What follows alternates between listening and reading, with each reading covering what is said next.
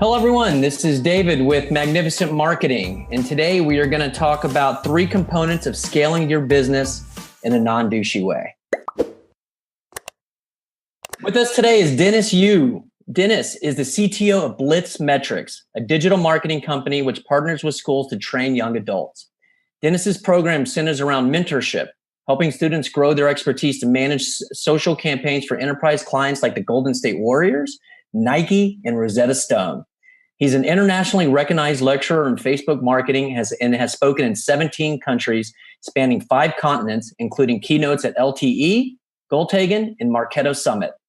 Dennis has been featured in the Wall Street Journal, New York Times, LA Times, NPR, TechCrunch, Fox News, CBS Evening News, and is co-author of Facebook Nation, which is a textbook taught in over 700 colleges and universities. And besides being a Facebook data and ad geek, you can find him eating chicken wings or playing Frisbee golf at a Frisbee golf course near you. Dennis, how are you doing today? Good, Dave. How you doing? Doing excellent. I will say, did a lot of research and getting prepped for this. Told this to my team earlier, but we are talking to maybe the foremost Facebook expert today. So we are super, super excited to learn from you. And my team already has learned a ton, but we are here to educate not only ourselves today, but our listeners. So super excited to have you. Thank you so much for your time, Dennis. So again, we're going to talk about scaling your brand. And when you're scaling brands, people get it wrong sometimes. They talk about themselves too much, or they don't position themselves correctly. Sometimes it comes across as too salesy. Sometimes it comes across a little douchey, right? And that's what we're here to talk about. And in doing my research, I know that you have your 3 pillars of authority that you start off with, and then you get into the phases of actually strategically advertising and getting those words out there. Yeah. So love for just kind of start at the top here and have you dig into those pillars of building that authority before you show it to the world. Absolutely. So to drive sales, we have to create perceived authority before we have actual authority. And most people start with actual authority, such as we have a better product, or it's cheaper, or it's some kind of feature or benefit. But perceived authority, you have to earn the right so that they believe you are good. So those 3 components of authority are who is saying it, where it's being said, and what is being said. For example, if we want to get people to hire us to do Facebook ads, if I just told you in a douchey way, I've spent over $1 billion on Facebook ads, and we've done it for companies A, B, and C. We're really good. In fact, I think I'm the best in the world. I'd be a complete douchebag to say something like that, right? Because I wouldn't be leveraging any components of perceived authority. Now, what if for perceived authority, I've got a picture of my co-founder with Mark Zuckerberg, right? What if for perceived authority, I have multiple visits at Facebook and with them teaching training classes? Like last week, we were with Facebook in San Francisco and we recorded 2 days of training classes on how do you tell stories and how do you run ads the right way? Because of who that's with, because of where we're doing it. And then the what is, are we teaching from a recipe that is step-by-step, checklist driven that other people can follow? Because that kind of authority is other people have followed this list. They've baked the chocolate chip cookies using the recipe. And thus, I feel that this recipe might work for me too. I hear you. It's basically the difference between you telling somebody you're awesome and them figuring it out for themselves. And if they figure it out for themselves, that decision is much more, bound in their subconscious. They really believe it because they decided to call you an expert. Is that basically what I'm hearing? And we need to find ways of making that happen. So Dave, tell me about something that you've bought recently. What could be a meal, it could be a car, something that you've bought. I bought some stuff from HEB at midnight last night for chili. Okay, HEB. So what are one of the items that you bought? It was Hunt's tomato paste. Hunt's tomato paste. Okay. Now there's Heinz tomato paste and there's Hunt's and there's Del Monte and other. Why did you choose Hunt's? Well, this is probably the best answer. I'm really bad at the grocery store, and I just find anything that says the basics on it. So let's go back. Let's go back. My last big purchase was a car about a year ago. I bought a Kia. Okay. So if you saw a commercial from Kia saying we have the best cars, we spend a lot of money on ads, we have the best quality, versus your best friend said to you, hey, I have a Kia and it's amazing. And let me tell you all about it. And you've been riding in the Kia. Other friends are saying, yeah, versus the Hyundai versus the Honda versus whatever. I really like the Kia. That's word of mouth. That's how people make decisions. That's why when you go to a restaurant or when you're in a new town, you probably look at Yelp, right? To see which restaurant you want to go to. You probably make a decision based on those reviews, don't you? In fact, when you go to Amazon, you don't go there just because it's, Prime and you can buy everything with one click. You buy because there's information and primarily the reviews. And what we're doing is we're stimulating that review effect with the perceived authority. And we do that with these three components of authority that create an effect that we call the lighthouse. Okay. The lighthouse is when you are lifting up another example by showing, for example, instead of saying we're really good at Facebook ads for sports teams, this is us at the Golden State Warriors, right? And here we are talking with the Warriors about how do you actually set up a campaign? And we've actually published our cookbook to the NBA, and Facebook has shared our cookbook step by step on how to do this, because we are creating the perceived authority, right? The perceived authority is they think that you must be good because of who you're associated with, because of where you are, and because of what you're sharing. And at no point in there am I direct selling. Am I talking about myself? I always allow other people to talk about me. Yeah. So I'm amplifying the review effect, right? The lighthouse is when you're talking about, you're uplifting someone else. In order to do that, you can't be a douchebag in your garage with the Lamborghini, right? You can't be talking about yourself, because you need to act like a journalist. Just like you are, Dave. When you interview other people, you're acting like a journalist because you want to make them look good. And when you edify them, that creates the perceived authority that then says, wow, this guy must be good. So if we have, this is the difference with perceived authority. So we can see Logan is with Mark Zuckerberg. Now, if you see that, and then you see pictures of him and interviews of him with Gary Vaynerchuk and other people that are well-known in the online space, but you don't know who he is. Do you think that he might be good at Facebook ads? He might be good at digital marketing. Yeah, I mean, understatement of the year, but yes, sure, absolutely. So you have perceived authority, but you don't have any proof that he's actually any good, do you? Well, the proof is going to be really easy to prove if you already have that emotional buy-in. I mean, well, you go ahead and tell me, but it seems like you've paved the way to make that really easy to accomplish. But you go ahead. So you're creating. This is the key to sales, at least in this technique, is you're creating the perceived authority first. Perceived authority has to precede before anyone's willing to buy. I've got a Facebook mug here. You can only get this at Facebook. We've got a ton of Facebook shirts. You can only get that by going to headquarters, right? By creating the perceived authority, then you earn the right to then be able to show them how you do it and then have a sales call, explain what your products and services are, right? But if you don't build the perceived authority first, how much more difficult is it to sell? No, I hear you. And I really love what you're saying. And it's really an easier way to live at the end of the day if you nail this down. Dialing for dollars and having a prospect and do all kinds of stuff. That's hard. And it's long hours and it's mentally draining and it's mentally straining. And that's really why marketing exists, is to grease the skids for the sales team to take over and make it easier for them. So bless you. So let's back up, because I get what you're saying. I think our listeners are going to get what you're saying. But they might not have keys to the Facebook castle, and they might not even have gotten going with a podcast like this yet, right? So let's see if we can talk and give some examples that you've seen, because the beautiful part about what you've done in Blitz Metrics in your academy is you have taught people how to fish, and you have created a never-ending supply of wonderful lives for people. All they need to do is go and execute. So kudos to you for doing that. And you've done it in such a way where you've allowed the everyday person to become awesome. So, but before they became really big, they went through the normal journey of growth. So all stages. So I would love for you to maybe think back to some ideas for those that are getting going, because I think it's not hard to understand that if I went to Facebook and I, had interactions and I showcased that people are going to open, like, ooh, I get it, but that's not for everybody. So Right. let's have you tell some stories on when you've seen how people accomplish this without having that sort of access. So a lot of people think that you have to be a keynote speaker, you have to hang out with Mark Zuckerberg, whatever.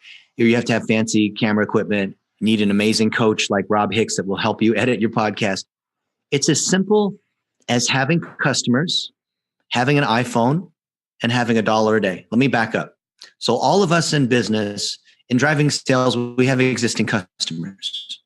But often we're so busy trying to get more customers and leads that we don't realize the gold we have in our existing customers that can do so much for us. When we interview them, the first step is it's called a testimonial.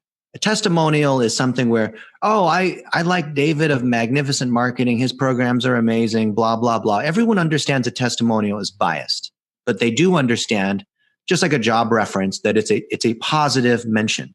Take it a step further. And to make it real, actually meet them at a coffee shop or walk outdoors to the park with your phone, and you ask them questions that would not be directly slanted towards a testimonial. You're asking them who they are. You're asking them about challenges in their business. You're asking them about their expertise that don't have anything to do with your product or service, but just to highlight who they are. And when you start to do that and you pull out 1-minute snippets, you become a journalist, and you don't have to do it with Richard Branson or Elon Musk. Who are the people in your vertical that you're trying to nail? I'll give you an example. My buddy Tyler Coles is an orthodontist. His dad was an orthodontist. He's a good orthodontist. He makes people's teeth straight. But initially, he wasn't a very good marketer, as most professional service people are. They're good at their one thing, but they don't know how to sell or market. So he started using Infusionsoft. And through Infusionsoft, he learned how to craft messages and do email marketing. And he got so good at it, and his business got so good that he documented how he did it. And he started sharing it with other orthodontists who said, hey, man, how are you booking so many appointments? Oh, I'm using Infusionsoft. Okay. Well, how do you do that? Well, actually, I created a whole bunch of campaigns. And so I'm an orthodontist in Phoenix, but you're an orthodontist in Orange County. You can actually take the campaigns that I made and copy that to your practice as well. And so before you know it, all these other orthodontists are following him. And now he's got 100 orthodontist clients in addition to his 7 offices in Phoenix, where he's not even like, working on people's teeth anymore, but he's full-time on the marketing side. He's managing Infusionsoft campaigns for 100 orthodontists, but he used himself as the lighthouse. And Gotcha. Then, because you have to start with an example somewhere. And then he equipped his brother as the lighthouse. And then he highlighted his brother's success. And then he highlighted someone else's success, these other orthodontists that came through the program, because he had all 3 components of authority. And so he was able to sell, not because he's like, hey, are you an orthodontist who wants to get more patients in and you find online marketing is difficult? No, he's not doing that. He is interviewing the other orthodontists who are sharing the exact steps that they went through, who they are as an orthodontist that appeals to other orthodontists. He's sharing that. And the place is he's sharing at other conferences where all the orthodontists get together at their conferences. Who is he interviewing? Where is it being said? What is being shared? Love it. It's really genius. You're taking a testimonial and you're packaging it in a non-douchey way. It's just like, it makes so much sense. And you really got me thinking about when I am talking to, really, next time we look to talk to a client, I'm going to ask them different types of questions now. Now that is awesome. Now, establishing the authority also is going to come, and I believe I've seen you train this as well, is talking about other stuff that's helpful to people's, their audience, right? Can you touch on that? And then your whole, $1 a day strategy as well, getting it out there, because you do need to put some promotion behind this stuff if you really want to get the most out of it. So touch on that, and do touch again on the content within those videos, because you've touched on a great stage 2, stage 3, further down the funnel type of authority building. But let's also talk about the connection before that. Okay. So Dave, let me ask you a question before I answer that. Please. What is the difference between a testimonial and a lighthouse? Seems like the difference between testimonial and lighthouse. A testimonial is going to be more of somebody, speaking about you, and the lighthouse is more about you lifting somebody else up, and then from that you get the residual benefit of them, basically business and tapping into their authority by pushing them up. That's kind of how I see that. How can you tell when a piece of content is a testimonial? Oh man, pretty easily. I mean, when someone says, it probably normally starts with the company's name that they're talking about. I love working with XYZ company or for XYZ reason. How much trust do you have when Michael Jordan is pitching you underwear and cell phone services, or when whatever celebrity, Steph Curry is a spokesperson for Kia, right? But do you think Steph Curry actually drives a Kia? I don't know. Probably he drives an orange Lamborghini. I'll just tell you, that's his answer. Okay. Yeah. He probably drives a Kia on the set. So marketers and advertisers know that testimonials are powerful, but do you really believe in them? Do you really trust it? Because they're being paid. It's a slanted thing, right? It's a commercial.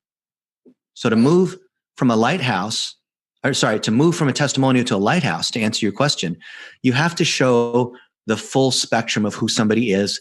And you often hear people talk about authenticity and being real. And that is true, but that's not practical or helpful.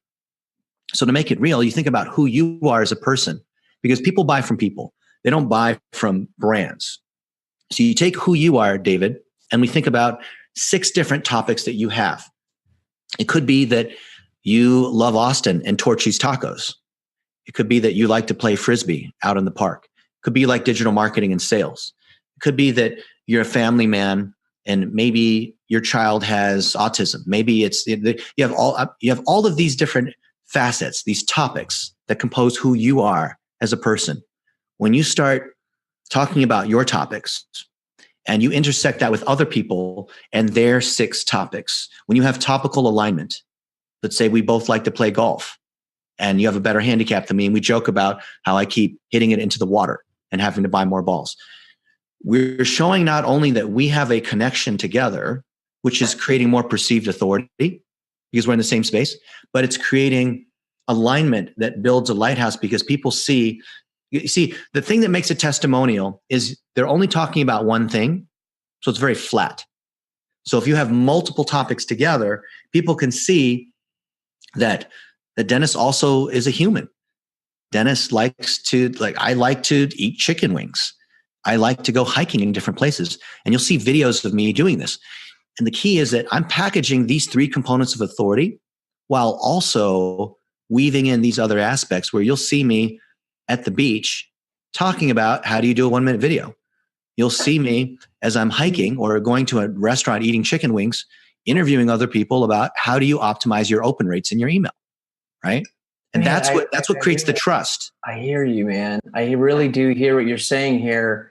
And I've heard about first of all, when did you start talking about humanizing, just out of curiosity, like really, really pushing hard on humanizing your brand? Was it like 2 years ago, 5 years ago, 10 years ago? 22 years ago when I built a website for American Airlines. Okay. Well, that's why you're so successful, because I've really been hearing, a mad push for humanizing your brand, personal branding. And about the last 2 to 3 years, the chatter has gone insane with it. At South by either last year, maybe the year before. I mean, cause marketing, humanizing your brand, tying yourself to something. And some of these things we've talked about, I'm just saying the drum beats are getting louder and louder and louder. The personal branding at Content Marketing Institute this last September. I don't know if I was in a session where I didn't hear one of those things. And the reason for that, in my opinion, my humble opinion, is that our audience, the consumer base is just getting smarter and smarter. They're having more access to more and more information. And I do think the scope of our current country right now is getting people to really think about stuff now and who they're supporting. So I get all of it, and just kudos for being 20 years ahead of the curve. But what I'm hearing though, and what I really like, is what we do really look to accomplish is to humanize brands and really bring out personalities. But I don't think that we have incorporated enough of the lifestyle part, right? Mm-hmm. Because what you just mentioned about a 1-minute video and all that, and I guess that's what content marketing, and that's what you're leading with, being helpful and all of that. But Dennis has a way, and follow him here because he's been super successful at this, is he's weaved in more fun into the work here. And it's made for less need for hard work or, traditional hard work. This is challenging thought stuff, but not pounding away, 80 hours a week. So I really hear what you're saying. And then you're taking it to the client side. So when you do a testimonial, like, man, really get into that, develop that relationship, highlight them, build them up, have a conversation with them, and then break that up and weave it into your own marketing. And voila, you're going to, wow. It's so simple what you're talking about. And it's simple stuff, but it's genius. And if you really do it right, and you really, really hear what Dennis is saying, so follow this guy now, then your whole world is going to be greased. All the hard things and the challenging things, everything gets easier. Wow. Yeah. Am I hearing this right? I hope I didn't go off track there. Did I recap that? You got it. It's stuff that we all know as humans that have friends and how we interact. So let me give you an example. So my friend Natalie Ferreira, she runs social lead gen at Infusionsoft. And we got together eating fried chicken and donuts. I've got crumbs all over me as we're eating. And we're talking about what we can expect about in Facebook in 2019. What are tips that small business owners need to follow to be successful while we're eating fried chicken and having a very real environment? Now, what are you going to trust more? You and me sitting down over fried chicken, talking about stuff, or a professional background where it's definitely a commercial, it's shot professionally. People are allergic to advertisements, right? When it's an advertisement, it looks like an advertisement, it quacks like a duck, it smells like a duck, it looks like a duck. And so we need to create content that does not look like it. It's this simple. Do not create stuff that looks like an advertisement. Yeah. No, you don't know. I'll tell you some of the stuff we're doing here, and you won't know how much you'll see how much I agree with you. I have been shouting from the rooftops that if you're going to be shooting videos, do you have a computer with a camera, or do you have one of these? You're good. Now, high level product video, explainer video, front and center on your website. Sure. On-site stuff, invest in high quality stuff. And if you're going to be putting this much time into producing a podcast, have it produced correctly and make it look good and stuff like that.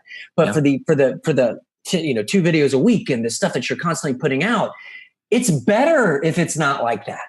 Exactly. It's not only less expensive and easier to do, it's better. It's literally better, and it costs less. So everybody who is out there on the shoestring budget, hey, you can do it. You have the equipment. You just got to listen and learn from people like Dennis. And on that note, I think we're out of time because we are. So I'm going to have you back, Dennis, soon, so we can actually get into the how to get this stuff seen. We've talked about, and I will say, I think we've covered the harder part, the strategy part, the thinking through what you should be doing.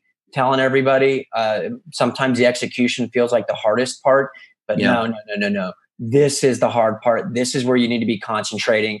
And we'll get into this other stuff at another time, Dennis, as far as getting people to see him. So hopefully to have you back soon. But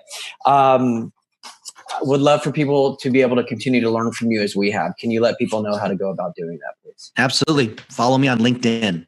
Type in Dennis Yu on LinkedIn. Or you can follow me on Twitter. Do not follow me on Facebook. I'm at the 5,000 friend limit.